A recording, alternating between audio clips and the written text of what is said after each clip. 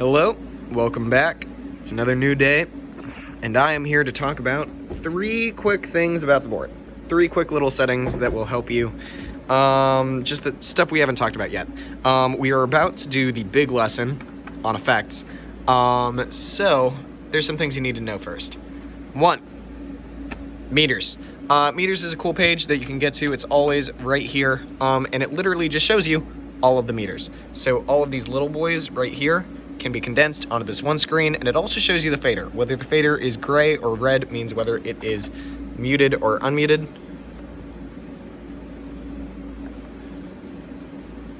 There you go. And then also shows you the gates on all of them. As we can see, these do not have gates, these do, and the dynamic gain reduction. So if any of these are peaking and the dynamic gain is hitting them, you'll be able to see it there. Let me demonstrate with this lovely microphone I have. Testing. Wah, wah, wah, wah, wah, wah, wah. There you go. You can see the meters working their magic. You also have more meters by hitting one of the pages. This is the meters for all of the buses, the meters for all the aux and the effects, the just all of the inputs and outputs. Don't know this one that well. And Automix. Okay. Automix, it's strange that Automix is under meters. What Automix does is it allows you to take 8 channels. The first 8 channels, I'm going to say channel 3 here is what my mic is currently in. I'm going to select channel 3. I'm going to go to home, and I'm going to hit this button to go to the second layer of settings, and we have auto group here, and I can set it to off, X, or Y. So Automix is basically a setting that allows you to assign 8 channels to up to 2 different groups, X and Y, and then if you turn on auto mixing of X or Y, then it automatically adjusts the volumes of those channels to sound relatively the same with all the other channels in the auto mix. So it can be useful, but it also means that if you're auto mixing channels 1 through 8 in a show with more than 8 channels, you still have to manually adjust all the other channels to match the auto mix level. So it's not a lifesaver, it's not a miracle, but it is still pretty useful, especially in shows like Wait Until Dark, where there were only 6 people in the show. Lovely. Okay, so to demonstrate, I'm going to turn this to auto group X. Lovely. And go to meters, auto mix, and now I want to auto mix X. Lovely. This is the button to turn on auto mixing X. This is the button to turn on auto mixing Y. Here you can see which of the 8 channels are being auto mixed, what groups they're on. It's impossible for a mic to be on both groups X and Y, and as I'm talking right now, you'll see that the auto mix isn't doing anything because there's only one mic in the auto mix. If there are multiple mics, then you would be able to watch it adjust all of them to be equal to each other. It's pretty cool. Not crazy useful, but still useful. Okay, next. Oh, I lied. We're actually doing 4 scenes. 4 things, sorry. Scenes is the last thing. The assign page. This is an area of the board that gives you not 4, not 8, but 16 different knobs and a total of 24 different buttons that you can literally program to do whatever you want. So you have these 3 buttons here, the sets, work the exact same as these 2, where it's just multiple pages of options. So set A gives you 4 knobs and 8 buttons, set B gives you 4 knobs, 8 buttons, you get the picture. Set A, the 4 knobs that we have used for set A, I just turned on a bunch of mute groups on accident, we have set to control gate settings. So hold, release, and one of these should be attack, hold, release. I think this one should be threshold. So hey, look, we have something to fix, which is a great demonstration. The assign page can't do anything that you can't do yourself on another part of the board, but it is a way to create shortcuts for that kind of stuff. Especially if you want to build like good muscle memory, have easier access to stuff while mixing. So, for example, why we have the gate settings here. Because if I'm mixing, I don't want to go all the way to hit view on the gate and then use the little knobs here. I could just be still looking at the EQ while I'm adjusting the gate settings from here. Lovely. Okay, so let's fix this. This last release, I want to make threshold. So what I'm going to do is I'm going to hit view, and hitting view is going to take you to the main page where you can see the 4 knobs and 8 buttons for all 3 sets. I'm going to go to set A because this is set A, and then I'm going to go to encoder, which is knob, 4 and selected channel gate release, I'm going to change to gate threshold. Don't question the weird way I turn these knobs. So now it's gate threshold, and now you can see that it's changed to gate threshold, and it also shows you the value. Lovely. So, on these little screens, the top 2 lines show you the knob, so gate attack, and then what the gate attack is at, 10 milliseconds. This next line shows you what button 5 does. This next line shows you what button 9 does. So these 2 are also shortcuts for auto mixing, which we just talked about. This button is auto mix group X. So if we go back to auto mixing, we can see that group X is being auto mixed because this button is pressed. If I press this, you can see it turns off because, whoa, this button is programmed to control the auto mix. If I press this button, which also auto mixes X, whoa, look at that. That button turns on because they're the exact same thing. The assign page can do a bunch of weird, interesting stuff. The page 3, all of the buttons are set for a bunch of USB and recording functions. B, I like to leave blank so that you can program with anything that you need that's show specific or event specific. But these things can do literally anything. Like, I'm going to take B, and I'm going to take encoder 2, and I'm going to set it to control the fader on channel 8. Congratulations. Now, this fader does the exact same thing as turning this knob, and vice versa. They're the same thing now. The board thinks they're the same thing. The assign page is wacky, can be used for a whole bunch of different stuff. Similarly, what else can be used for a whole bunch of different stuff? Allow me to undo this really quick. I'm just gonna set this to not assigned to keep this blank and perfect. Scenes. This is a really useful part of the board. As a matter of fact, when we're running shows, at least right now, there is a whole person on Run Crew whose entire job is to run the scenes. So, what we use scenes for is not for running scenes of a show. Scenes for us and for the board is more like show files on the lighting board, where we have like a baseline one, we have one for the play we're doing, we have one for the band show, the guitar show, the other guitar show, the choir show, AAC show, previous shows, show files. You scroll down, and all you do to load up that show file is you hit go. Press this knob. So, wait! No! Never hit go without saving the scene you're on first. Hover over your scene, hit save. You can change the name here if you want. I don't want to, so I'm just going to hit the second save button, and now it's saved. And now I'm free to safely load up another scene. So for example, if I hop into the church's scene, you can see everything changes to match the church's settings.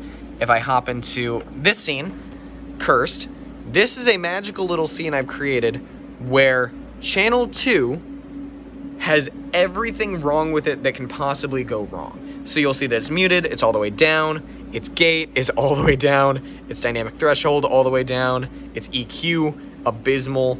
Everything that could possibly be wrong with channel 2 is wrong. All the other channels are fine. It's just this I use as an example where I give the students just free access to the board on the curse scene and don't let them leave until channel 2 is fixed, working, and playing out of a speaker. So yeah, you can use the curse scene for that. There's also a bunch of other scenes in here. You're mainly going to be focusing on, at the start of every show, load up the baseline scene, edit it, like put in all the names of your actors here. Like for example, if I load up Failure, you can see all of the actors have their names in there. And then as soon as you've done that, save it as a new scene or replace an old show. You can replace Failure if you want with the new play. I believe next year, I've heard tell that we're doing Crimes of the Heart and Alice by Heart. And so you would obviously rename these channels with the characters from those shows. Yeah. Okay, lovely. Let's see here. That is scenes.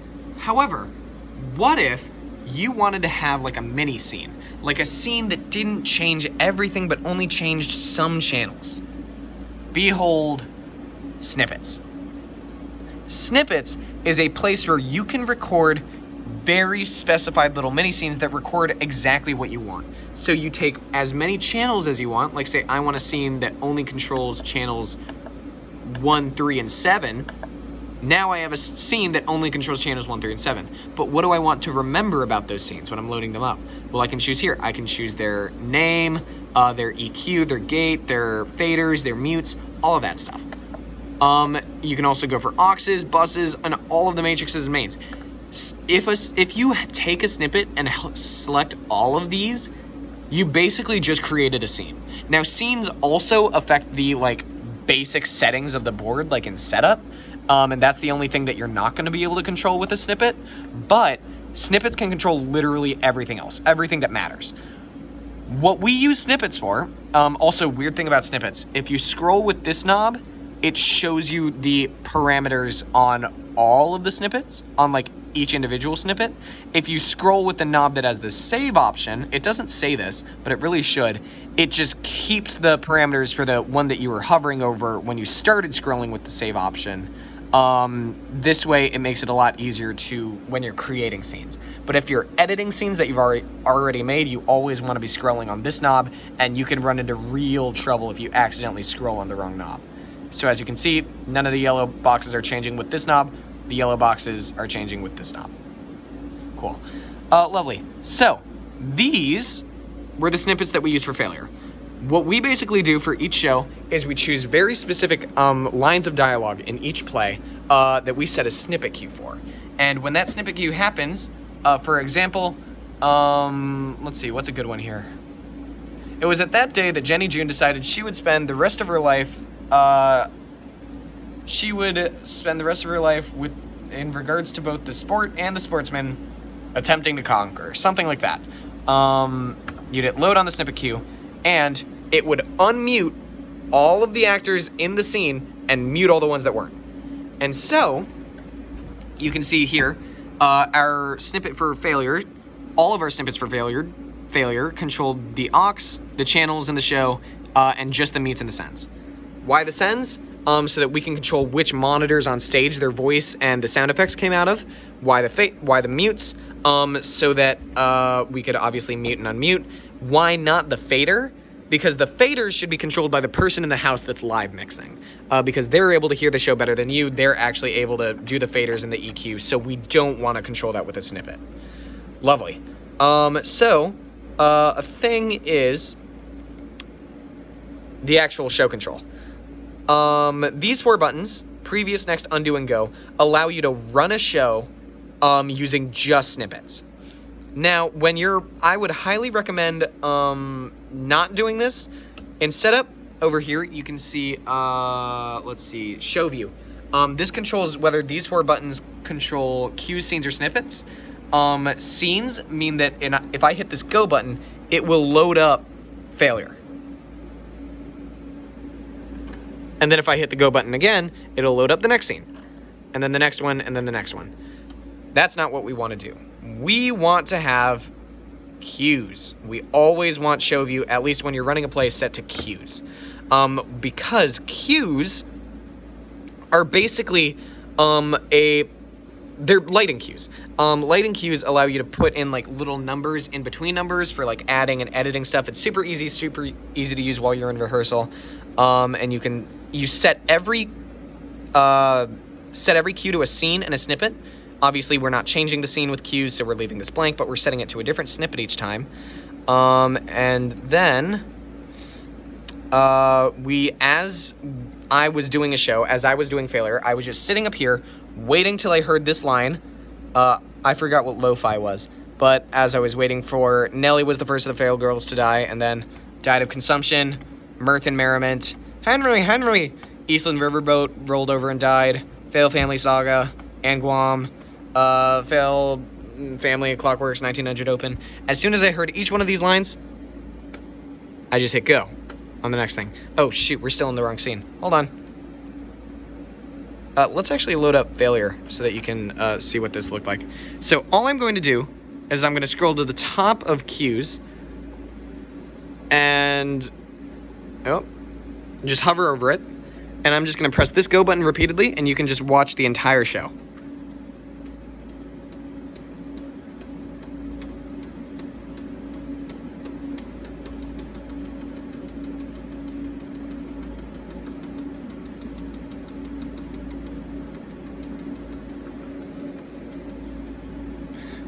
And congratulations, you have now seen the entirety of Failure or Love Story.